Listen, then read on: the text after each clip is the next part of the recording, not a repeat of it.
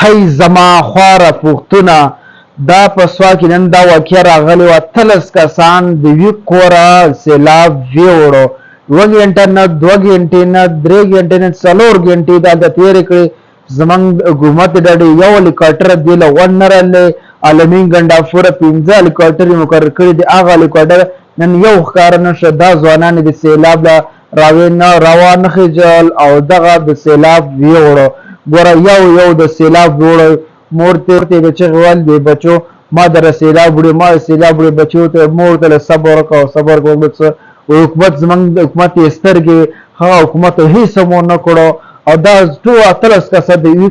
رنۍ ټول سیلاب ویوړو هاي افسوس دوی خپل سیاست کې تللی دي او زمنګ استادو دومره فکر سوچ نه کوي نن د حکومت 4 غنټې دی تیرې کړې دي یو انتظامیه څنګه هم نو ورغله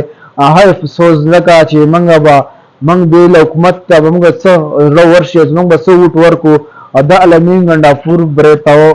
دا په خلار ناشته هیڅ د ونه کړو ځکه چې دا سواد کې دا واقعا نن راغلی و ولا چې درو ولا پښتانه او ټول خلک د سندو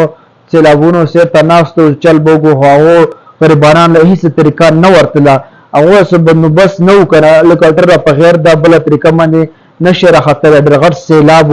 هغه ځوانان ټول سیلاب یوړو اولای سره نخ پکې خپکه ځکه چې په خپل حکومت کې او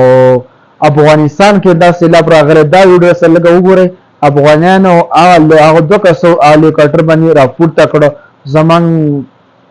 ایټمی ملک تاسو څه نشي کولای هلیکاپټر سره شته خار سره شته عملګرو زه سواد ته راغلی ما کومه واقعیات شوې ده هغه دغه مخامخ ځای دی او زه هغې موقع نه راغلم یقینا چې دغه میلمنو ته دغه پنجابیانو ته دغه خلکو ته موږ مختورن یو او دا ټول خلک چې دلته راغلی دی دغه غم چې دی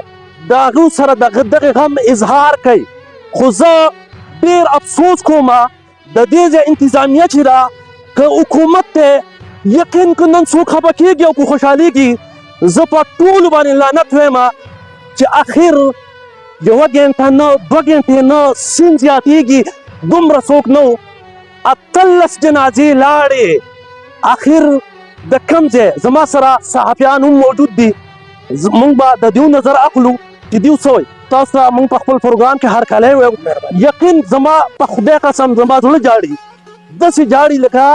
زه څوک پېژنم نه چې دا د کوم ځای دي خو یاره سواتیان په میلمستیا خو دې کې د میلمستیا هغه ټول خلک نن د خفګان هزار کوي دې ستاسو نظر څه دی تاسو څه وایئ